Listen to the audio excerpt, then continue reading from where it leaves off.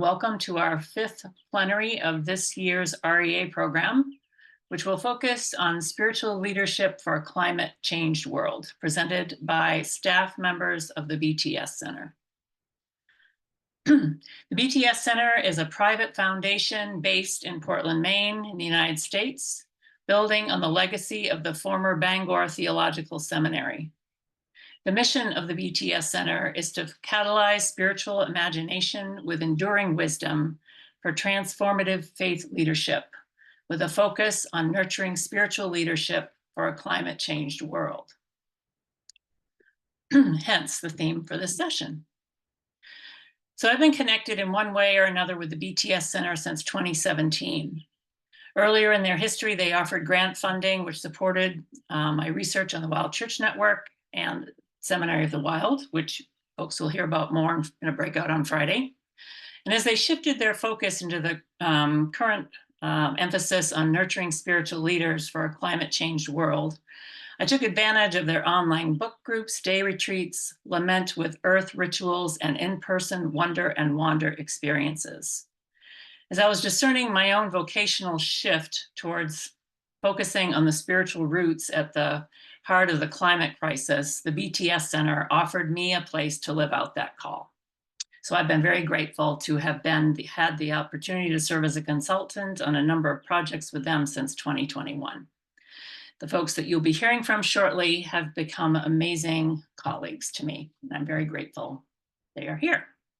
But before I introduce our animators for this session, I'm going to invite us into a time of grounding and centering. So I invite you to please, if you feel comfortable doing so, to close your eyes. You take a deep breath in and let it out. And in and out. And as you continue to breathe, you're able to do so, plant your feet on the floor.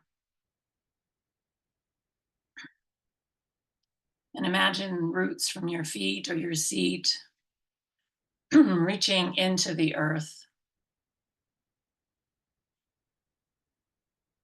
sending good energy into the ground that holds us, and receiving love and sustenance from the earth in return.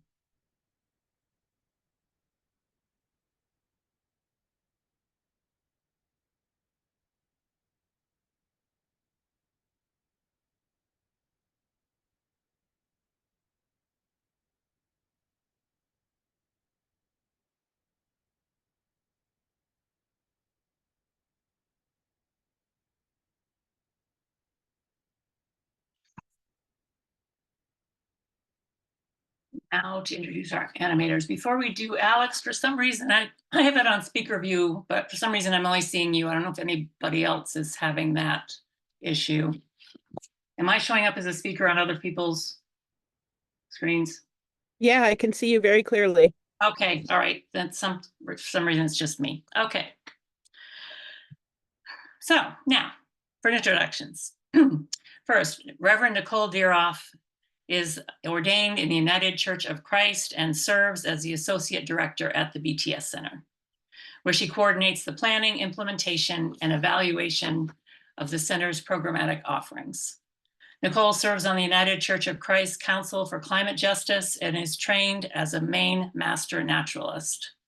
Prior to her work with the BTS Center, Nicole served as the Associate Director at Interfaith Philadelphia, where she coordinated the Religious Leaders Council of Greater Philadelphia and directed the creation and expansion of the organization's many Dare to Understand initiatives. Nicole is a graduate of the Lutheran Theological Seminary at Philadelphia and Ohio Wesleyan University. When she's not leading programs or facilitating meetings, she can be found exploring tide pools with her son near their Scarborough, Maine home, hiking with her dogs, or reading a memoir at a local coffee shop. Ben Joshua Davis serves as Director of Applied Research for the BTS Center, where he shapes the organization's posture of rigorous and reverent curiosity, focused on research that supports and shares the wisdom of on-the-ground practitioners working in a climate-changed world. He is a graduate of Drew Theological Seminary and Colby College. Ben also leads worship for the Academy for Spiritual Formation, a formation process in the foundations of Christian spirituality, which welcomes leading spiritual thinkers from across the ecumenical spectrum.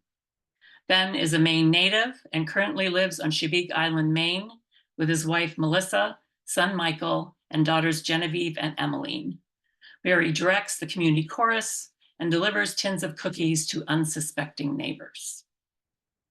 The Reverend Allison Cornish serves as the coordinator of the chaplaincy initiative at the BTS Center. After 20 years working as a historic preservationist and architectural historian, Allison attended Andover Newton Theological Seminary in response to a felt sense of call from Earth to address the behaviors that are destroying our planet. Ordained in the Unitarian Universalist tradition, Allison has served congregations on Long Island, while also studying with Buddhist teacher Joanna Macy and Dominican sister Miriam McGillis. Allison became a Green Faith Fellow in 2013 and a Climate Reality Project presenter in 2017. A program consultant for the BTS Center since 2021, her work has focused on ecological and climate grief, religious imagination, and chaplaincy in a climate-changed world. Allison and her husband, Pat, live in Shelburne Falls, Massachusetts, on the unceded lands of the Nipmuc and Potomac peoples in the watershed of the Connecticut River. When not working, Allison can be found along, on, and or in a local natural body of water, currently the Deerfield River. So with that, I welcome my dear colleagues and friends from the BTS Center. Thank you, Wanda, for those gracious introductions, and it is such a privilege to be with you all here this morning. As the successor organization to an institution of higher education, we take seriously our role to shape leaders and congregations so that they can step into their vocational identities in a climate-changed world. Since 2019, we have engaged with congregations, pastors, organizational leaders, concerned laity, activists, and others, both those who identify with the Christian tradition that is part of our historic roots and those who do not, to learn about what it means to be leaders in a climate-changed world. A key part of our organization's work is our mission, which is to catalyze spiritual imagination with enduring wisdom for transformative faith leadership. And catalyzing spiritual imagination, in particular in response to the climate crisis, is a foundational piece of our work. As UK climate activist Rob Hopkins says in his book, From What Is to What If, he says that the climate crisis is a failure of imagination because we have been unable to envision new ways of being as a Western society in the face of this ecological crisis. And he continues by noting that, quote, we have no non-radical solutions left to the moment that we're in, which means that the practice of imagination is crucial for us to step into new ways of leading and being as communities. As we have entered into our own work as the BTS Center, we have noted how imagination and organizational cultural change are inextricably linked. And frequently, we use the term widening the aperture as a way to describe our work with leaders and with congregations, so that they can begin to see new possibilities for their mission, their identity, their work, and find ways to enter into them. So today, we want to offer you 3 ways that we've engaged in this work and shaping spiritual leadership with a climate-changed world, and I hope that it will widen your apertures as practitioners and scholars and catalyze your imaginations as well. After that, we'll have an opportunity for us to be in conversation with one another and for us to begin to discover and name the incredible wisdom that I know is in this room, so that we can all hopefully leave with broadened perspectives and new possibilities about what it means for us to form spiritual leadership for a climate-changed world in our own settings. And with that, I'd like to introduce you to my colleague, our Associate Director, Nicole Dira. Thank you, Ben, and thank you, Wanda. You are a treasured colleague of ours as well, so the feeling is mutual. And hello to all of you gathered. I am a daughter of an elementary school teacher and the mother to a 10-year-old. So educators are near and dear to my heart, especially any of you who work with young ones. I'm really grateful for this opportunity to share with you about the program design and some of the things that we learned in leading our Eco Preacher program. This was a pilot program that we ran from 2022 to 2023 in partnership with Creation Justice Ministries, and a program that we are continuing and expanding. It'll be starting up again in September. And I want to bring you into the world of Eco Preacher by sharing with you a song that we played at the beginning and the end of each of our sessions. And music is so important to the work of the BTS Center as we work to catalyze spiritual imagination, for we know that intelligence does not just live in our brains, but also in our hearts and our guts, and maybe under any other body part you might want to name into that. So music and arts are ways that we get at that. So this song, called The Soil Song, was originally composed for the BTS Center's convocation gathering in 2021, and you will hear it performed by the composer, Pax Ressler.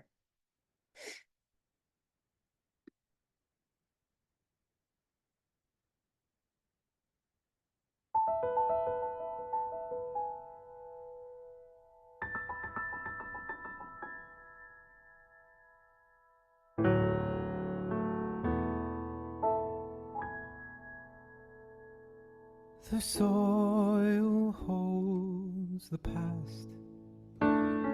It shows us where we've been. The soil unfolds our history and knows where we begin. The soil nurtures life. It grows all that we need. The soil unfurls a mystery and sows a sacred seed. God, let it grow in me. Send down your rain and light, and with your help we'll be the soil to bring the world to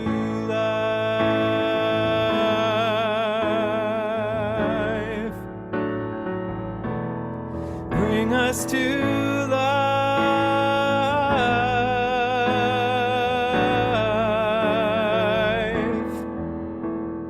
The soil knows what will come. It's known it all along. The soil can hear the distant hum of restoration song. The soil contains our hope. It pushes out green shoots. The soil proclaims the antidote is growing deeper roots. God, let them grow in me. Send down your rain and light, and with your help we'll be the soil to bring the world to life. God, let them grow in me. Send down your rain and light, and with your help we'll be the soil to bring the world to life.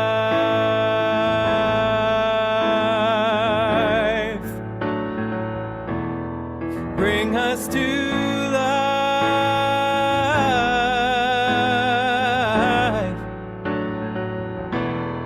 Bring us to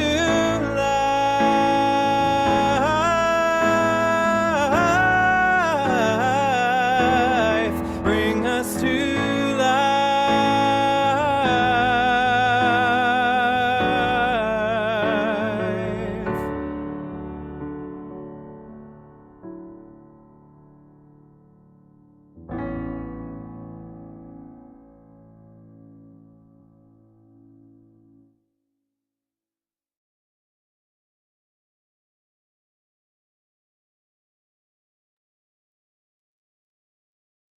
as we continue to be in the world of Eco Preacher for a moment at least, the other thing we did as we gathered was to pose a few prompts in the chat for people to respond to. So I invite you at this moment to open up the chat, and we're going to put a couple of questions in here for you to respond to. The first question Ben is popping in here is, how has climate shown up for you in the past year?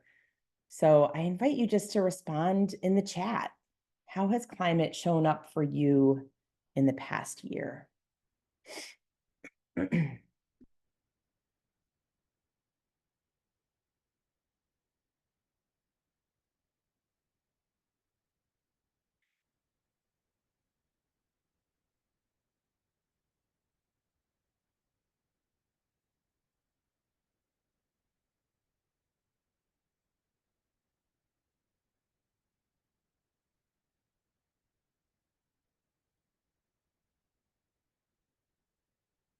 So some of the responses in the chat include tremendous precipitation events, extreme rain in Minnesota, and very little winter, which is shocking for Minnesota, beaches disappearing on the island where I live, flooding and coastal devastation in Maine, fierce storms, spring starting too early, winters too mild. Climate showing up in the insistent beauty of bird song and the knowledge that birds are threatened. Thank you for these responses. There's several more in here. And please feel free to keep adding them in. It is these sorts of stories that is why the BTS Center uses the language of climate changed with a D at the end. Our climate is continuing to change. It is changing, but it's not just a future reality. It is something that we are in. Okay, our next prompt that I invite you to reflect on is, what might educators be uniquely poised to offer in a climate changed world? What are the skills, the natural ways of being that educators engage in that might be offered in this climate changed world?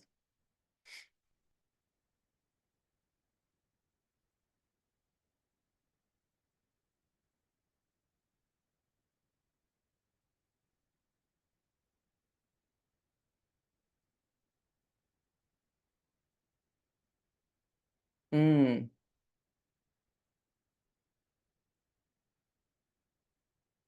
Mm. Yeah, you all have been thinking about this week. You've been thinking about this week. Emancipatory pedagogy. Hope. Beautiful, Mary. Thank you for that. Asking good questions. Nice. Invitation to pay attention in different ways. Developmentally appropriate truth tellers. I love that. Sharing our common story of origins and deep roots to heal our trauma of separation. Beautiful.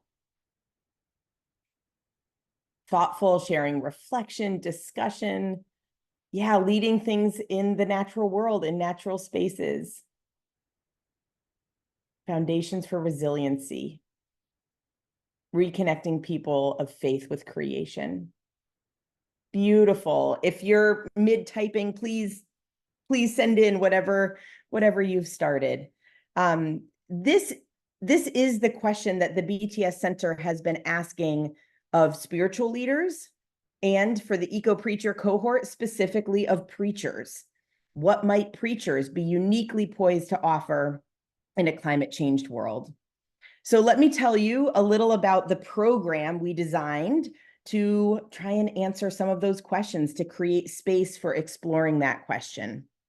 So the origin story for the Eco Preacher cohort is that Reverend Dr. Leah Shade, a homiletics professor at Lexington Theological Seminary, and Rabbi Yonatan Narrell, the director of the Interfaith Center for Sustainable Development, approached me with a new resource that they were creating called Eco Preacher 123, a monthly email that helped preachers engage with the lectionary text from a Eco Preacher posture. And they wanted to know if the BTS Center would be helpful in sharing this resource, spreading the word about it.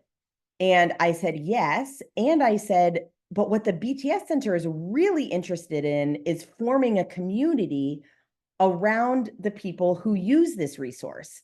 We want to know who's picking this up and how it's going. And we said we really would like to research that, to bring some real questions of curiosity, some real methodology of research to it. When we said that, Leah immediately thought of Avery Davis Lamb at Creation Justice Ministries and said, we should bring you into conversation about this. And so we decided to try a pilot initiative of a cohort. So we chose the word cohort on purpose. And really our two goals were companionship and, as Ben has used the language, widening the aperture.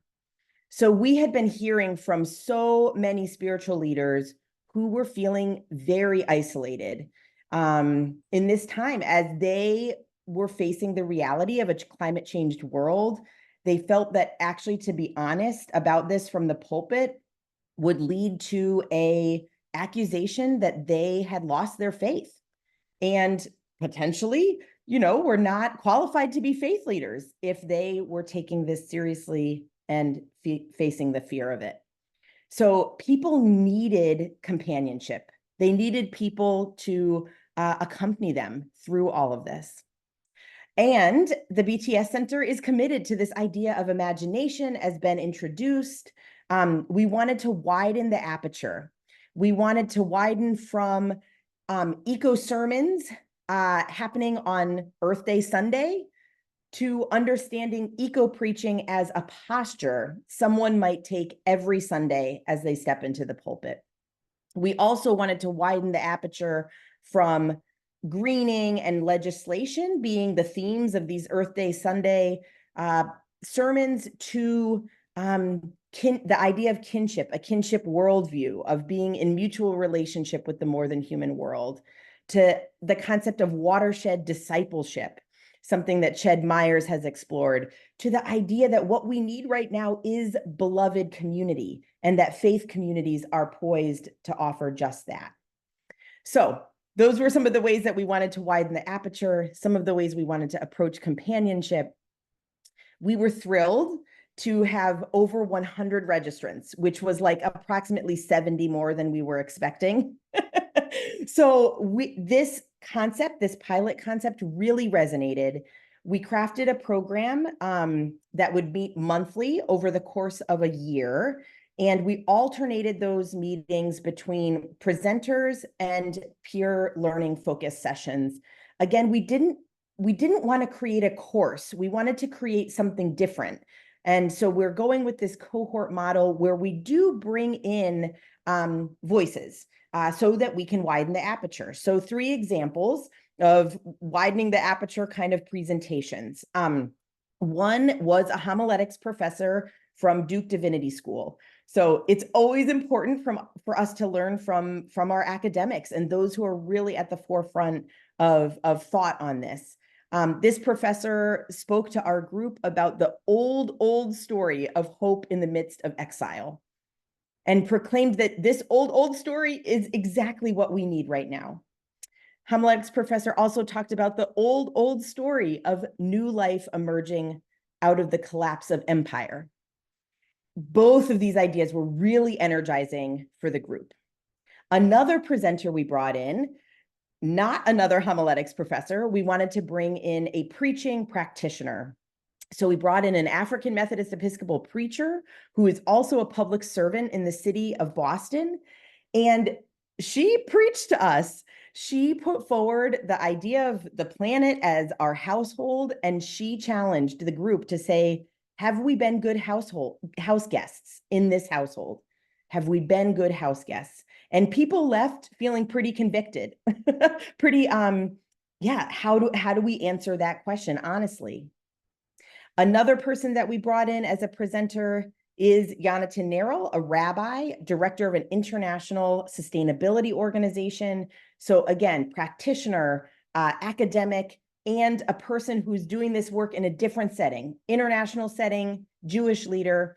And he proclaimed that faith leaders are so needed because we can offer long-term thinking in response to the really destructive short-term thinking that has been part of the culture.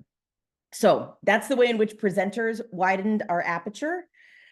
Kinship circles is what we called our small groups. So we had consistent small groups because we had over 100 registrants. We wanted people to get to know a few people pretty well through this program, and peer learning was at the center of what we were doing. We wanted people to feel companioned. We wanted them to learn from one another. And so kinship circles says it all. We wanted people to embrace a kinship worldview as they entered into this program. And our kinship circles were watershed based. So we wanted people to be thinking about their place in an ecological sense, their place. And we invited them to think 7 generations back, 7 generations forward. What does it mean to tend to this place as preachers? I'm thrilled to share that we applied to the Lilly Foundation as a partnership between the BTS Center, Creation Justice Ministries, and Lexington Theological Seminary. And we received funding from their compelling preaching program to be able to offer the Eco Preacher cohort for 5 years into the future, which feels like such an expansive time to experiment with this project. It'll allow for deepening. We've been able, for example, to engage facilitators for our kinship circles so that those experiences can be even more relational and even better in terms of the facilitation. And we have a whole ecosystem developing around the cohort itself. So shout out to Carolyn Sharp. She's helping to head up some homiletics coaching groups for alumni specifically of this program. We also are developing a resource hub. We have a big, robust research endeavor associated with this. Shout out to Ben, yay, who's heading that up. And we're planning workshops to be more public in this and make sure that those who maybe can't spend a year in a cohort can at least participate in a workshop or two. We learned that those 2 goals that we were after, companionship and widening the aperture, were what people were hungry for, and was what people found when they attended the Eco Preacher cohort. I was just with a handful of alums, and one of the things they said was, I found my people and I really needed them. And another thing they said was, oh my gosh, presenter so-and-so, I just kept running the concept they shared with us through my head, and it helped me preach differently. It helped me say something differently in the coming week where I needed to preach. So this is us asking questions around how do we talk about the urgency of this moment, and what do preachers uniquely have to offer? Thank you for listening to my story of the Eco Preacher cohort. It's a program that I love, love, love, and we get to do more with it, which is so exciting. I'm now happy to introduce my colleague who will let you into another program, tell another story. Allison Cornish, thank you for sharing next. Thanks so much, Nicole, and thank you all for being here. No matter what time of day or night it is, it's wonderful to see your faces and your engagement in the chat and across the screens. And thanks so much, Wanda, for this invitation to share more about the BTS Center's work. I'm Allison Cornish, as Wanda said, and I am the Chaplaincy Initiative Coordinator for the BTS Center. And what does that mean? What are we doing with chaplains? So Ben, you're going to go ahead and help me out with slides, which I'm so appreciative of. So you should see a slide right now that says climate conscious chaplaincy. As Nicole said, we work with lots of different kinds of constituencies at the BTS Center, with preachers, pastors, with religious educators and spiritual directors. The work that I do is particularly with chaplains. And what we know is that chaplains have incredible skills that they have built up around meaning making, around accompanying people through very difficult decisions and news, about being present with people through suffering and through tragic circumstances, and also building hope and building community rituals. So all those things that chaplains do already, they're going to start doing this in a climate changed world. And we recognize that that means that there are different kinds of questions that people are bringing, different kinds of circumstances that people are living into. And we want to help chaplains be best prepared for that kind of work. So what do we mean by climate conscious chaplaincy? It's really exploring and shaping a new field of practice. And we are creating programs to try and expand and explore what it means to be a climate conscious chaplain. So, Ben, if you can give us the next slide. We have created, one of our programs is called a conversation circle. And this is an opportunity for people to come together from literally around the world and spend some time together in companionship and exploring what a climate conscious chaplaincy would be for them. The earth part here is really important because the people that are being drawn to this program are both drawing a lot of their inspiration from their relationship with the earth, and they also find a draw to tending to the earth through their relationships with human and the more than human. So the conversation circles we piloted in 2023 with 2 circles. We had 80 applicants for 10 spots and expanded that to 20 spots, but still were absolutely blown away by the response.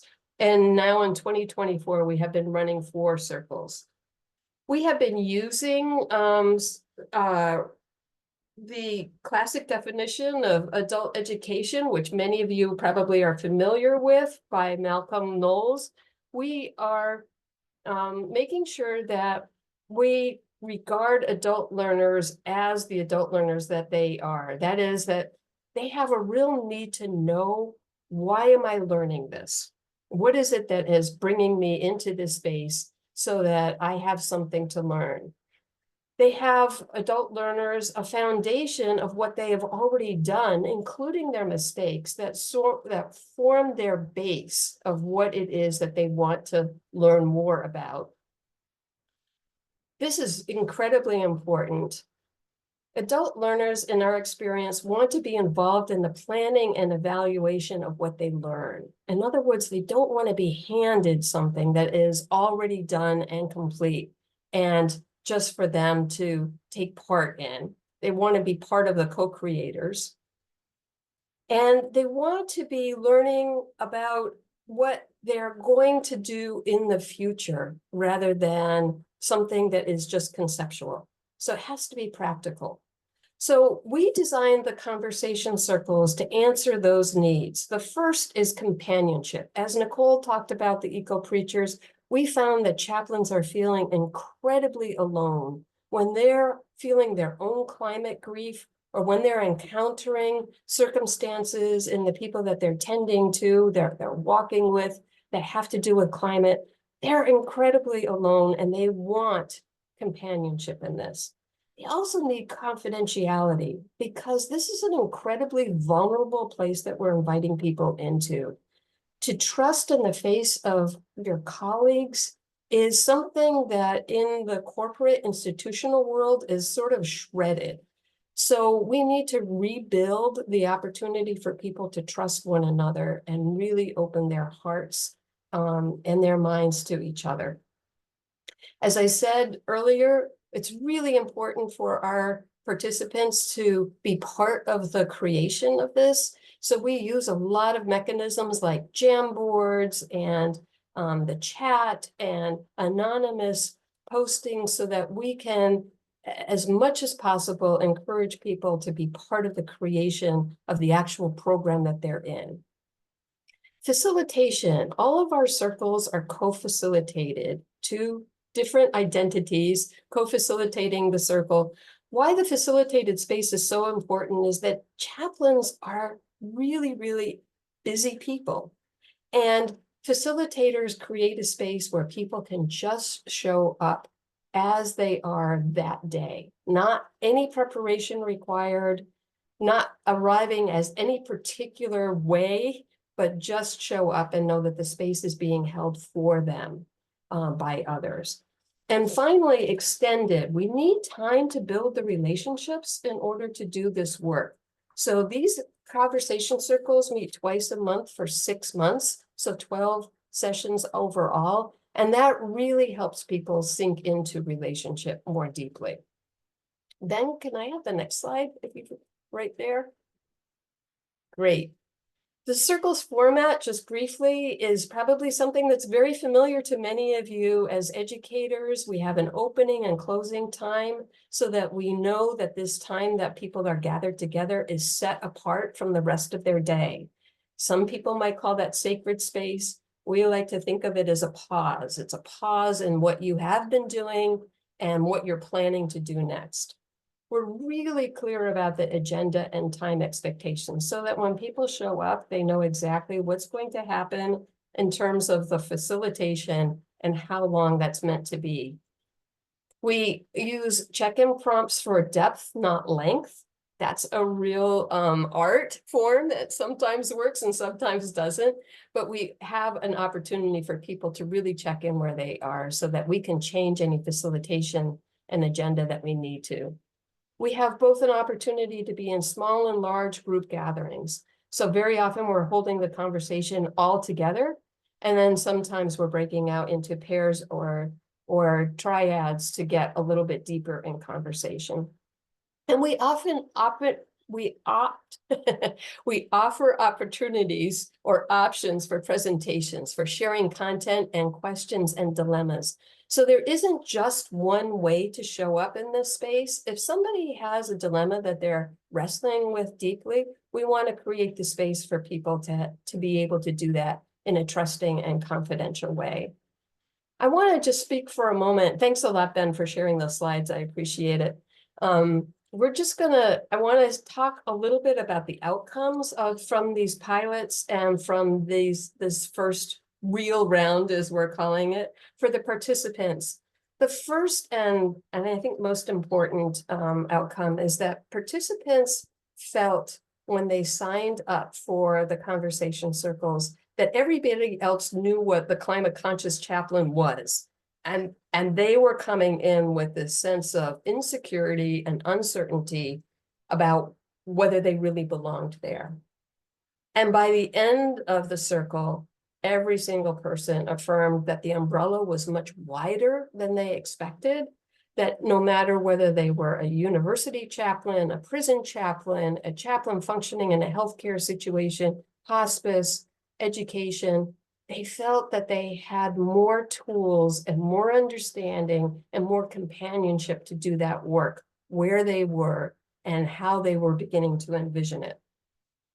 For the BTS Center, as I say, we are committed to co-creating programs with people and learning from them, as Nicole said, in research and in evaluation, so that this is an iterative process. We can continue to explore and shape this new field of practice in relationship to practitioners and not in a theoretical or conceptual way. For the emerging field, I'm not sure, but I have to tell you, we get contacted by people who sort of stumble onto the BTS Center and the work that we're doing and want to talk more with us about what their ideas are, what their sensibility is. We haven't found anybody who's doing exactly the pragmatic kind of work that we're doing, but we have so many partners and conversation partners right now in academia, in research hubs, in seminaries, in the clinical pastoral education programs. We're so excited about where this work may go. So thank you so much for giving us the opportunity to share something that's very much in progress. And I really look forward to your questions and comments when we get to that point of being together. And now I want to turn things over to my friend and colleague, Ben. Ben. Great. Thank you so much, Allison. Thank you so much, Nicole. We're going to pause just for a moment here because you've just heard a lot, and we want to hear what you're hearing. I invite you to share in the chat what is a feeling, a story, an idea, or an example that's sticking with you so far. And if you're able to keep that to a sentence or less, I'm sure you're all wonderful, clear, concise communicators, so that won't be a problem. I invite you to put that in the chat. What's sticking with you so far? The necessity of companionship and widening the aperture. Yes, Mary, that is wonderful.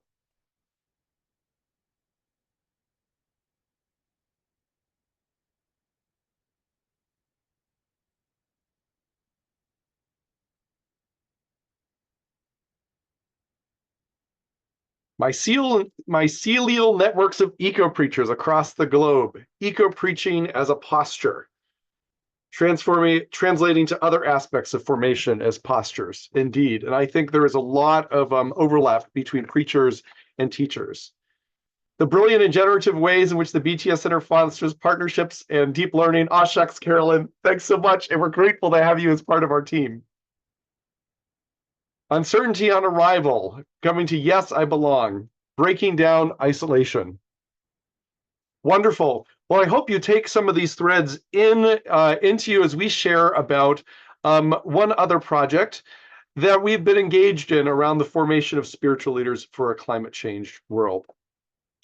This is an experiment in research and pedagogy that the BTS Center launched in 2021.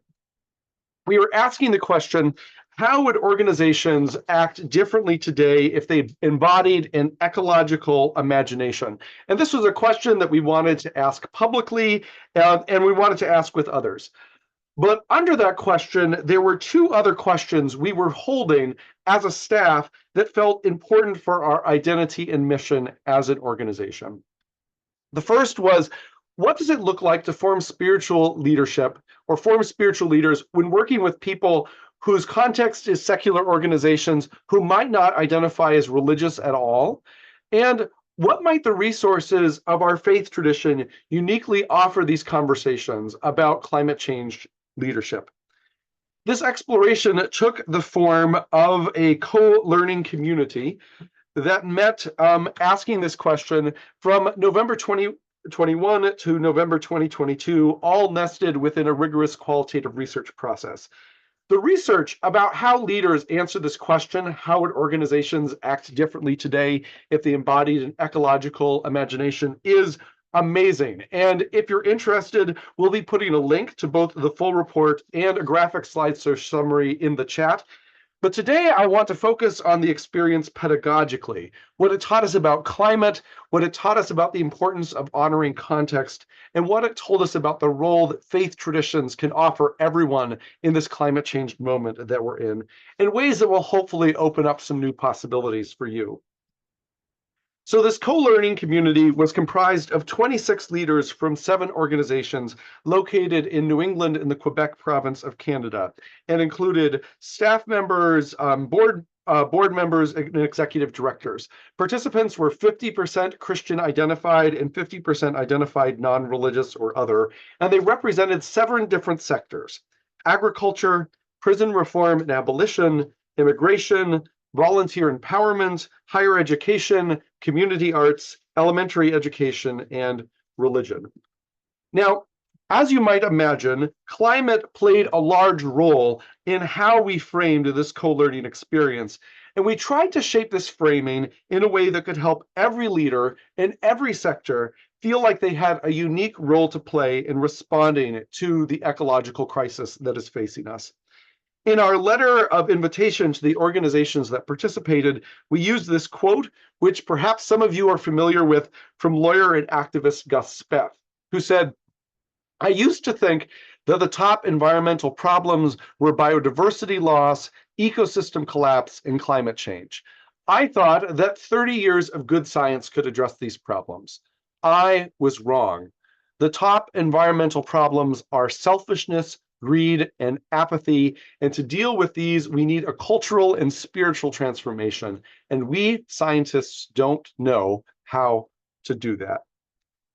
We went on to suggest to the people who participated that if climate devastation is not merely a problem for scientists and activists, but is a reflection of deeper cultural and spiritual systems, then anytime any of us play a part in transforming those underlying systems, whether that be through the arts, through work with children, through justice for our immigrant and imprisoned neighbors, through reconnection with the soil or anything else, that can be just as valuable in its own way as solar panels and recycling bins.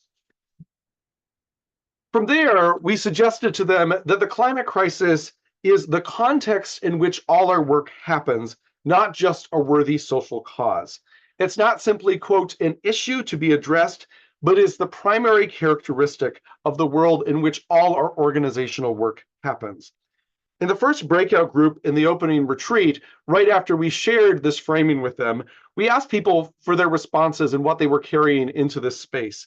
And those leaders actually spoke very, very little about CO2 or about parts per million or about technology or about policy, but they did share a lot about their feelings. They shared about noting how they felt like they valued different things in their leadership than their colleagues did because of their climate consciousness.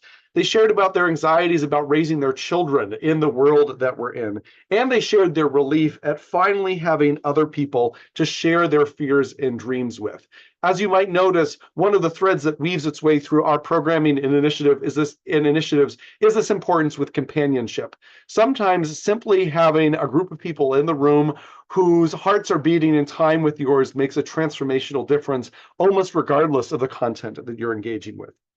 Finally, we suggested that the climate crisis calls us into relationship with the more than human world that surrounds us in ways that can reshape our imagination. We suggested that actually perhaps the best response to the climate crisis might be relationship. That if we could understand the climate crisis in some ways as an expression of the relational break between humans and the rest of the planetary community, then returning to relationship, to learning from the wisdom of the earth, to being shaped by the earth's imagination was a powerful way to re-envision our leadership. Next, we wanted to make sure to center the leader's context and wisdom by framing this experience as a co-learning community rather than a class. So this was going to be a space where we were all going to teach each other, regardless who the official facilitators were. We've grown to believe that practitioners actually know best what's going on in this moment, especially in our rapidly changing environment.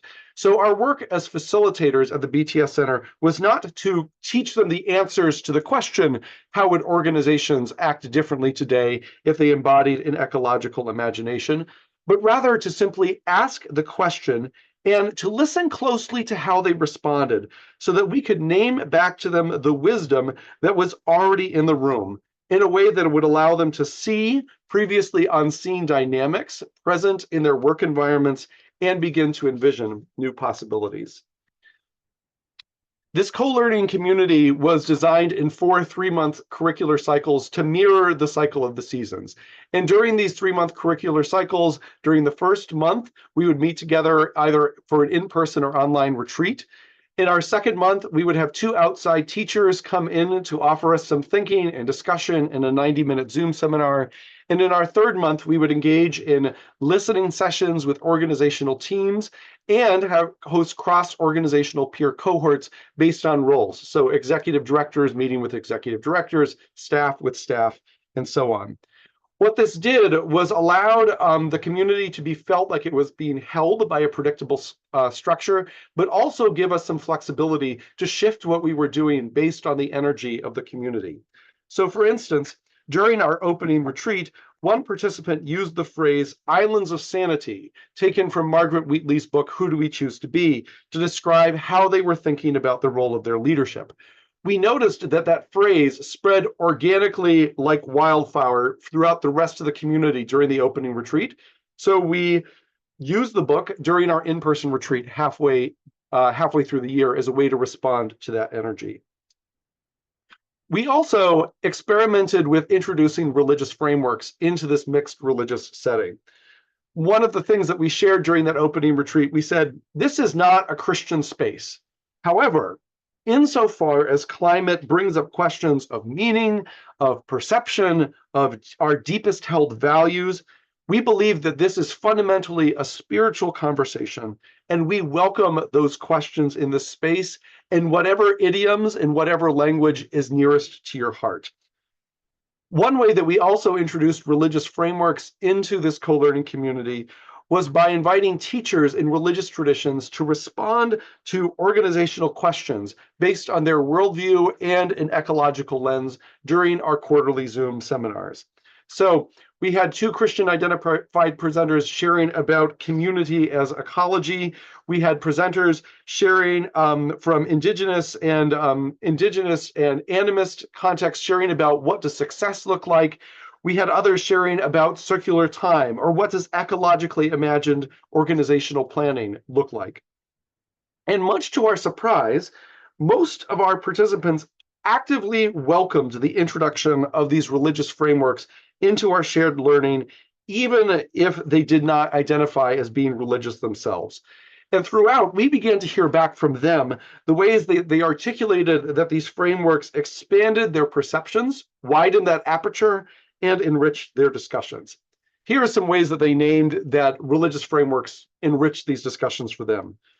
First, they said that it allowed them to name existential issues that were otherwise considered verboten within their workplace. So this was a group where people could name their fears around ecological devastation or collapse, grief around the world they were living their children, and also share about their animate encounters with the more than human world, and articulated that they did so because we had told them that these conversations were in bounds, in a way that they were clearly out of bounds in the other places where they might be discussing something like climate. They also named that religious frameworks help them enter into their own lineages appreciatively and honestly. And this was as much true for non-religious organizations as for religious ones. So for instance, the faculty at Ashwood Waldorf School shared how the co-learning community's greatest value for them was in naming what they already did well, but hadn't named that they were doing well due to the ethic of their Waldorf education. As Jeremy Clough, their headmaster, explained, I feel like this is better describing what we already do. Finally, leaders named that religious sources helped them engage with new perceptual frameworks. In other words, engaging with religious sources helped them expand their imagination and envision new possibilities. They noted how religious language was invariably animate when it came to talking about people or beings that weren't human or communities in ways that broke them out of the mechanistic language and frameworks that had so much defined their leadership. They noted how time was held differently in ways that were circular and cyclical, like the changing of the seasons rather than linear, which gave them new language to describe why things like rest were actually really important. Like the earth rests, so too do we need to rest as well. They also noted how Christian, indigenous, and Zen teachers had decoupled identity and success from growth in ways that were challenging and liberating for those that were immersed in what they call the nonprofit industrial complex. And this inspired them to think, how do we measure success if it's not about larger budgets and more people attending and more press clippings? What are some other ways that we can learn to measure and name the things that our organization does well, that these industrial capitalist metrics don't name? But clearly we're learning that there's other ways to talk about this. This isn't always been the way that it's always been. All of this has led us to believe that it is possible to form spiritual leadership for a climate-changed world. And I'm sure that's not a surprise to any of you who have been hearing us share over this last time together. And that it's possible to do this both for those who identify as religious and for those who do not, and actually to do it for both in shared settings in ways that evoke imagination and open possibilities, and also create deeply supportive, open, vulnerable community. And to do so through framing climate broadly, by centering the wisdom in the room and by finding gracious ways to let the wisdom of our ancient traditions speak back into our modern world. So these are three ways that we have been stepping into this idea of forming spiritual leadership for a climate changed world. We now want to invite you into some more music, talking about how music inspires imagination, and then we want to hear from all of you and invoke the wisdom and imagination that is in this room right now. Nicole. Thanks, Ben. So I hope you've been hearing from us the themes of honesty and possibility in the three examples we've shared with you. This is something that people continue to come back to us with, appreciating the honesty around what we are facing and the sense of possibility and hope that comes from companionship and widening the aperture. And we believe that spiritual leaders, faith communities, and speaking with all of you religious educators absolutely have a role to play in exactly that, being honest and being hopeful. Lament with Earth is a project of the BTS Center that shout out to Allison Cornish, helped us get rolling several years ago, and we have been offering seasonal opportunities for people to be honest and to be hopeful. This is a time that we create every few months for people to gather and to express their ecological grief collectively. Grief in our society, we're learning, is often done privately, and our faith communities have the practice of lament to counter that we might collectively be together in grief in a way that we bring it to God and ask for something new. So we're going to share with you one song that comes from our Lament with Earth series. And this song is entitled, "Is This How the World Ends?" I invite you just to take a breath, because the beginning part of this video does evoke emotion. It is meant to, and know that we are here together with one another.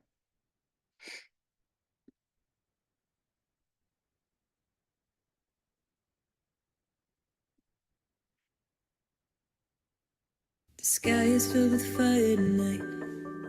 The smoke fills our lungs.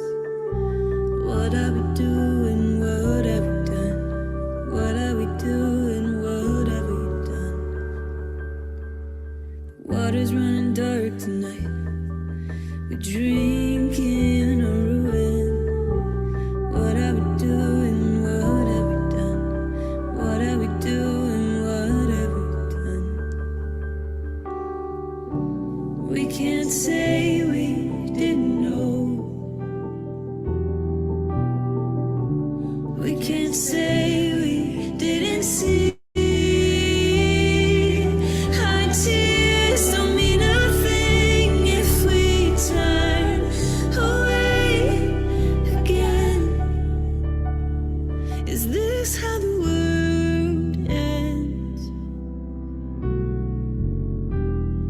Is this how the world ends? The city's washed in tears tonight. Hope is on the run. What are we doing? What have we done? What are we doing? What have we done? We can't say we didn't know. We can't say we didn't see. Our tears don't mean nothing if we turn away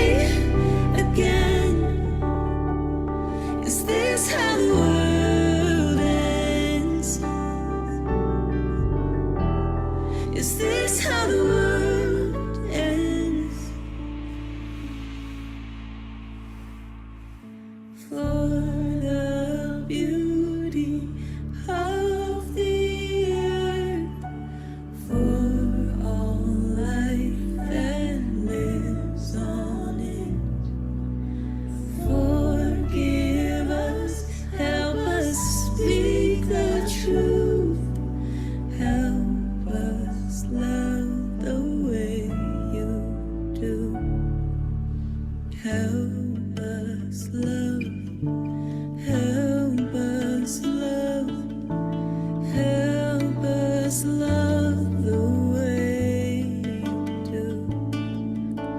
Help us love, help us love, help us love the way you do.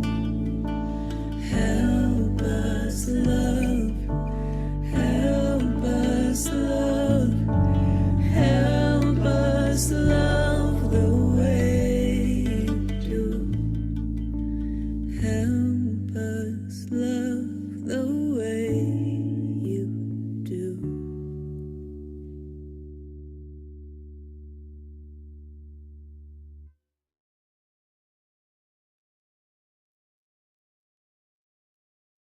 Thank you for sharing that, Nicole.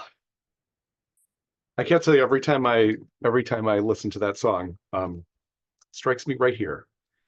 So I'm going to invite you, perhaps, if you are feeling similarly, to just take a moment to feel whatever you're feeling.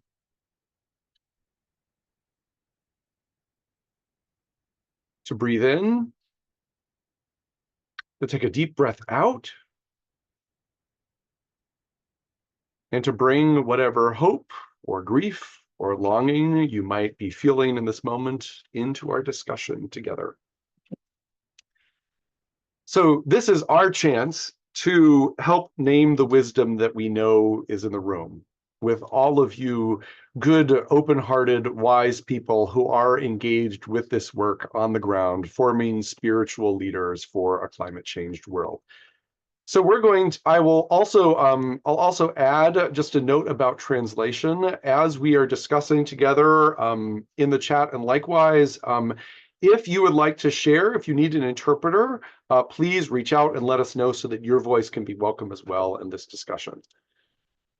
So first, thinking back over what we've shared over this last hour or so, we're curious, where does this resonate with your experience in your own setting? I invite you to lift up a brief response in the chat. Where does this experience resonate? Where does this resonate with your own experience in your own setting, what we have shared so far?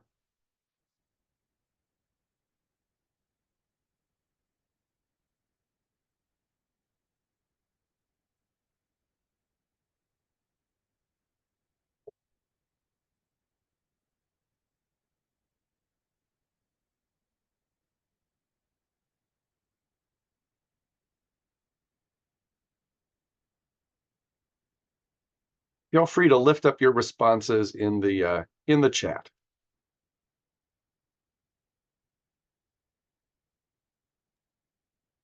Or we could do hands, Ben. I see that Orla has her hand up. Oh, yep, sorry. Orla, go ahead. Where does this resonate in your own setting? Yes, I'm reflecting on the experience of our 9-month leadership course on the Deep Time Network that we'll be talking about tomorrow. And, you know, I'm thinking about how community is so important and a safe sharing space, and kind of getting rid of the mechanistic language and healing our sense of separation, and then remembering ourselves, you know, becoming remembering. And so it's just so hopeful what you're doing. And the one thing I'm just thinking about also about as we understand ourselves in an evolutionary universe, how you hone in on potential and possibility, that we're not locked in a static universe. You know, it's open-ended. So I think as religious educators, we can kind of offer a banister over an open-ended bridge into the future and co-create together. And it's just so beautiful what you're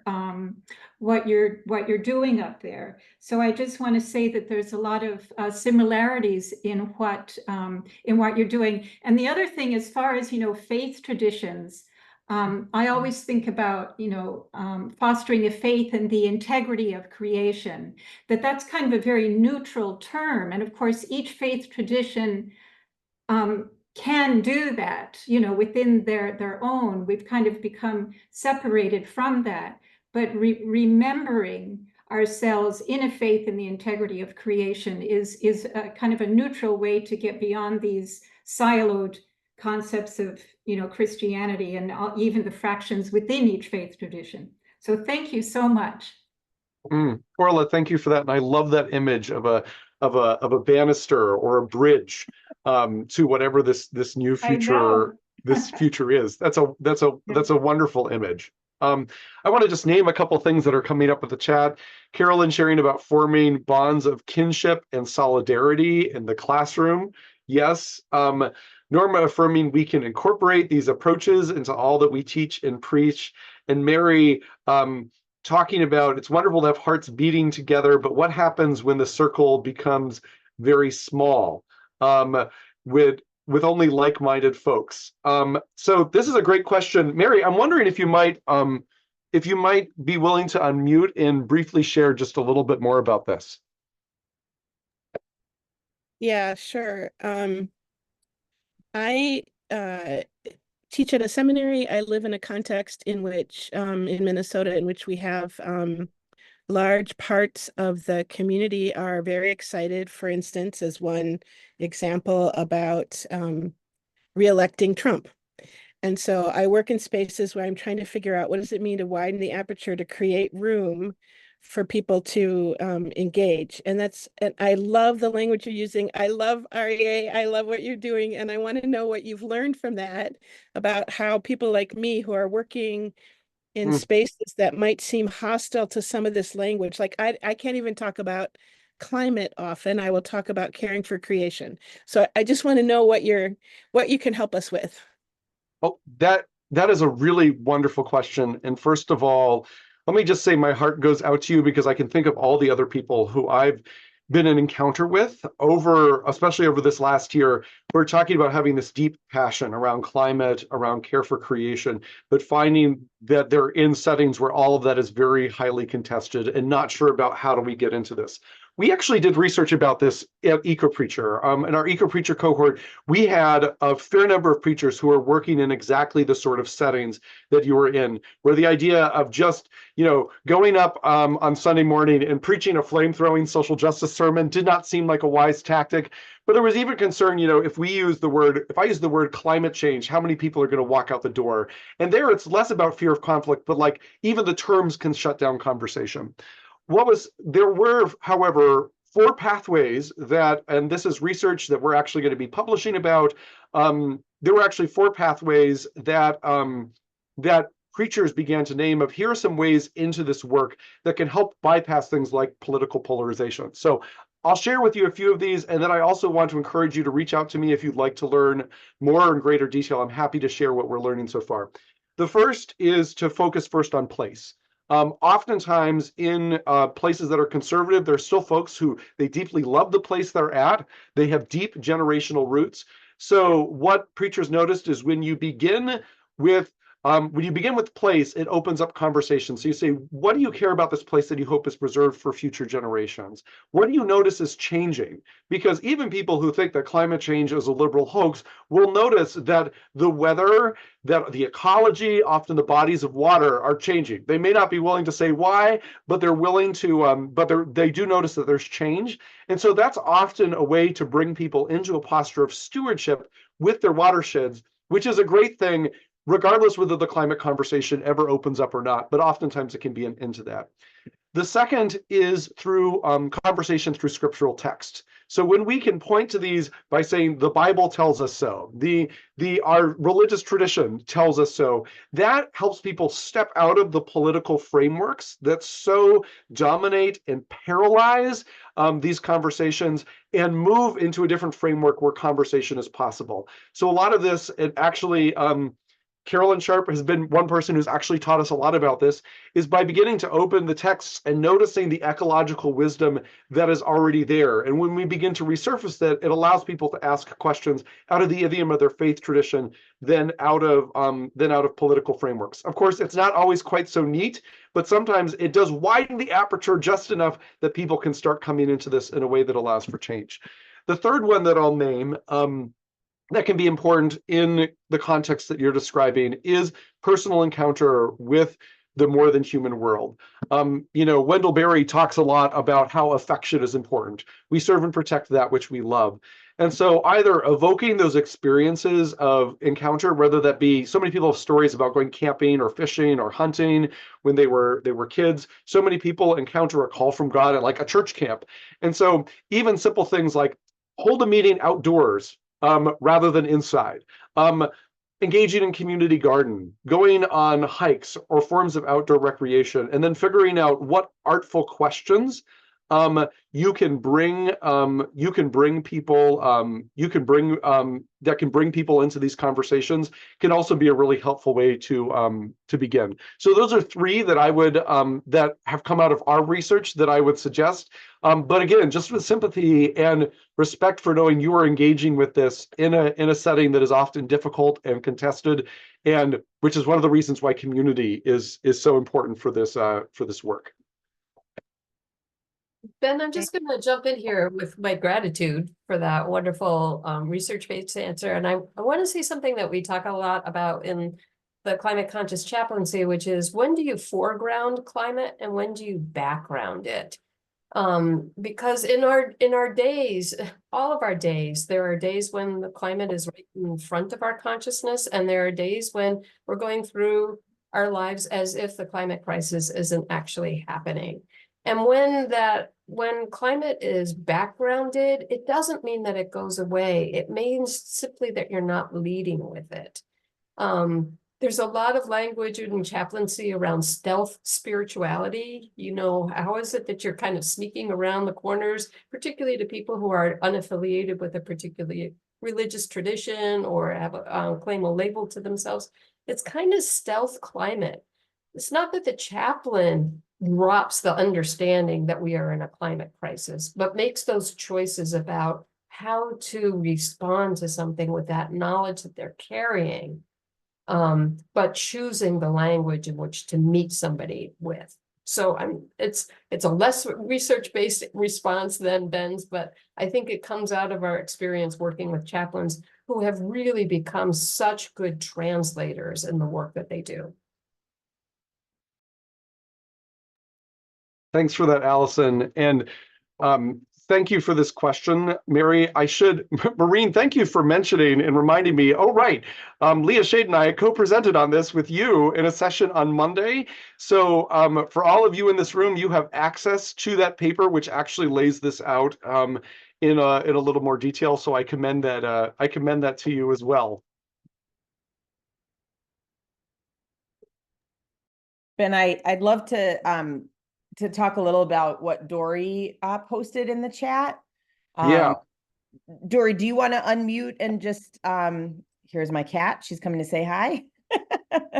Dory, do you want to unmute and just share anything more about what you posted in terms of the possibility of new life and energy coming out of this purpose?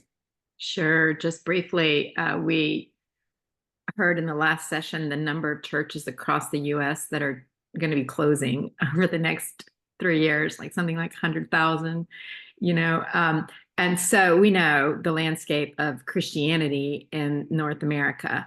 And this gives me hope in the way that when I saw rainbow flags flying in the church in my neighborhood, I thought, oh, that's going to bring people to this church. That was probably 8 or 10 years ago. And now that church is thriving. And so it opens pathways. Doing the right thing around ecological justice opens pathways for people to reconsider the value of, in my case, the progressive Christian tradition. In other cases, what are the other faith traditions that might get new breaths of wind when we turn our focus towards the earth? It's Nice. a very interesting thought to me that justice evangelizes and eco-justice evangelizes, as we might reinterpret the word evangelizing. Nice.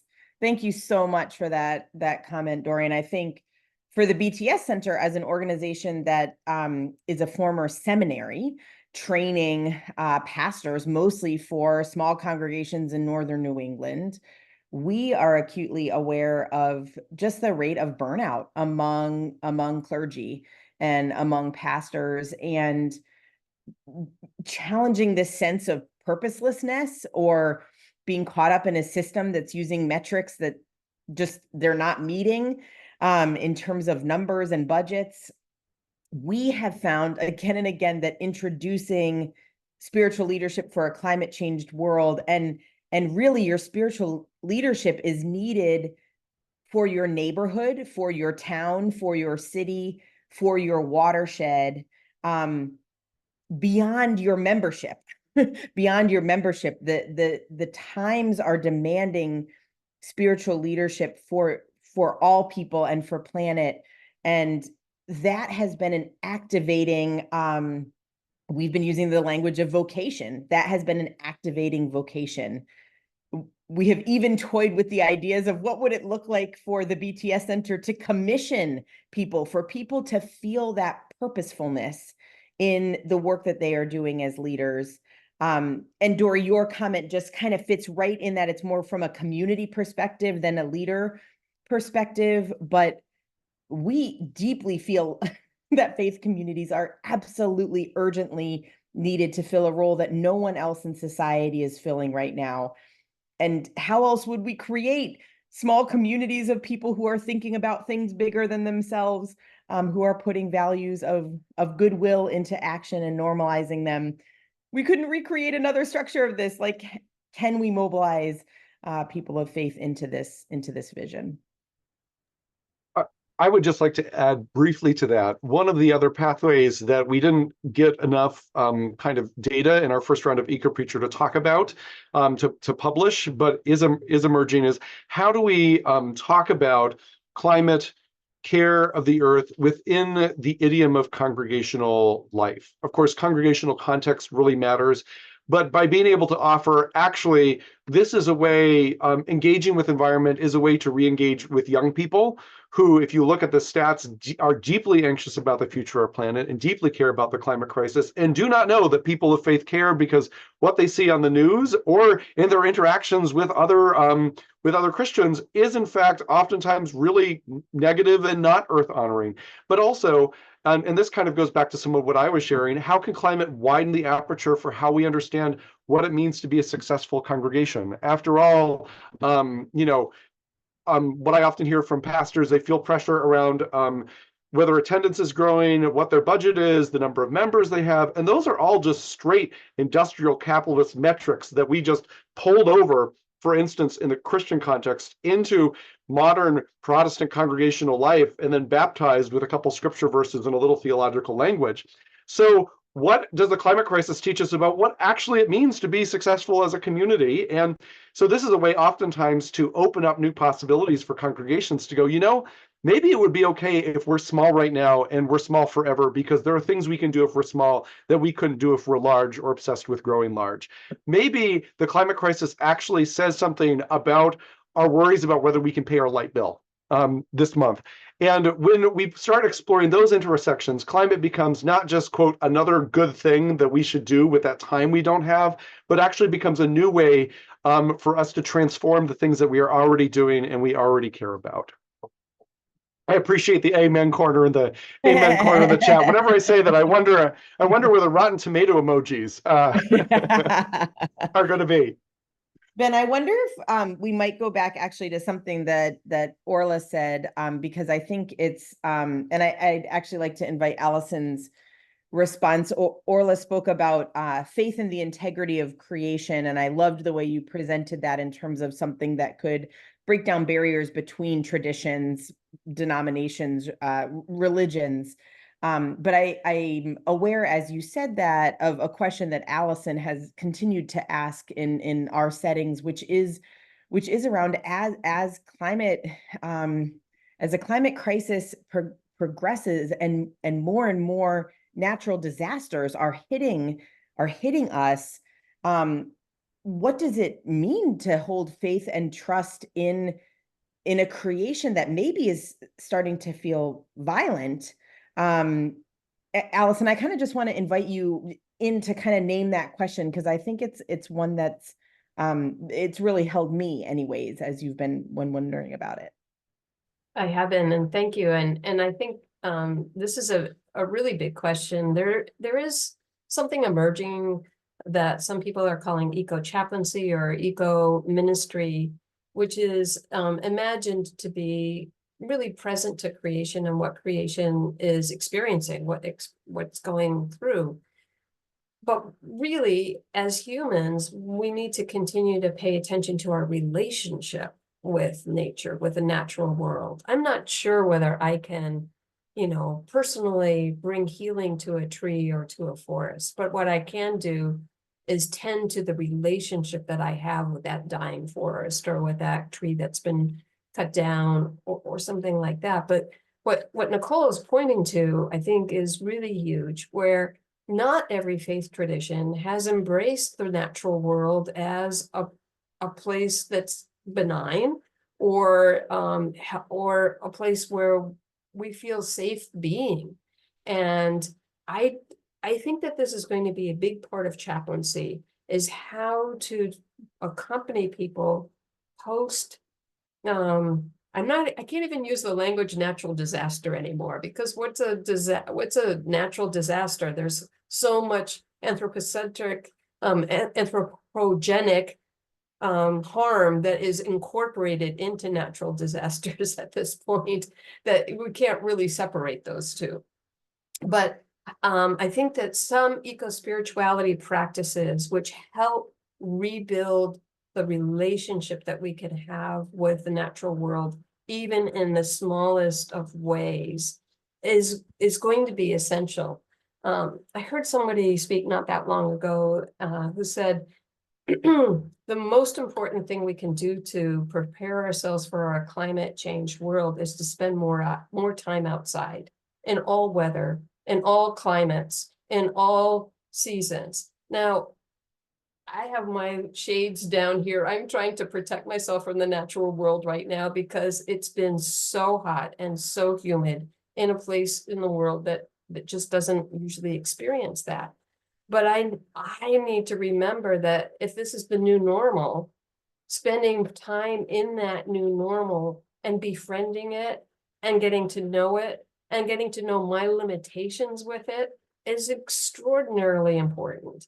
And I think that that's one way that we build some resilience as human beings in ways that we have stripped away our own resilience because we've been able to put a lot of insulation around ourselves. How can our faith traditions see this and help us through these times?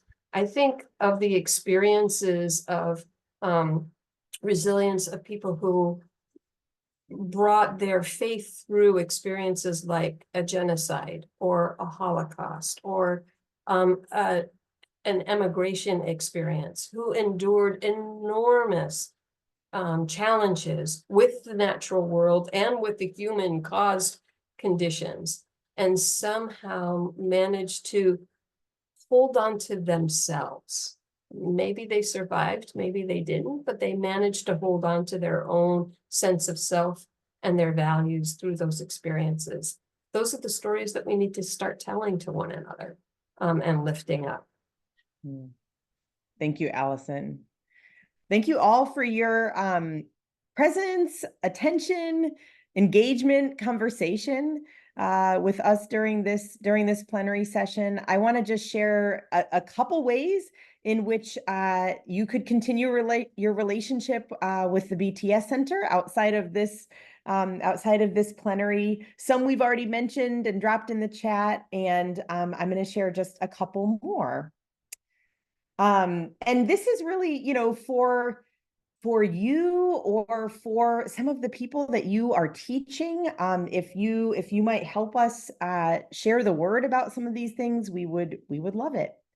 So first, Ben and I co-host a podcast for the BTS Center called Climate Changed. And we have released 2 seasons worth of podcasts. Each season has 6 episodes. And these are opportunities where we're in conversation with thought leaders on exactly the themes we've been exploring today. So episode titles include How Do We Love the World as It Is?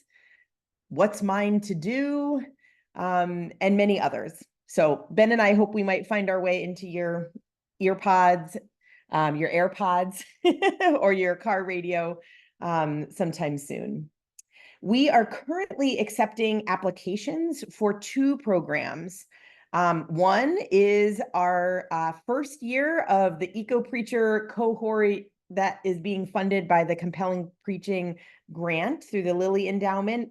So building upon that pilot program that I told you all about, we are accepting applications now, and we would love to hit that number of 100 again. So if you could help us spread the word about this to people who preach, we would love it. The other thing we're welcoming applications for is a learning community that Allison will be holding with a consultant of ours, Navigating Climate Spiritual Care, a learning community. This makes use of a course that was created by a partner organization of ours, Water Spirit. And this is a cohort that will accompany people as they engage with materials in that course, intended specifically for chaplains and others who are offering spiritual or pastoral care in these times. So if you're a preacher, hang out with us here. If you're a chaplain or a spiritual caregiver, hang out with us here. And last but not least, our annual legacy gathering is convocation. This started in the early 1900s when the BTS Center was Bangor Theological Seminary. We carry on that tradition. This is the time when we bring people in and learn together, engage in respite together, and build community together.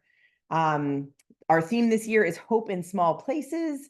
And this takes place in person in Hallowell, Maine. And we have an online companion track that will include some live streaming and lots of online exclusive opportunities.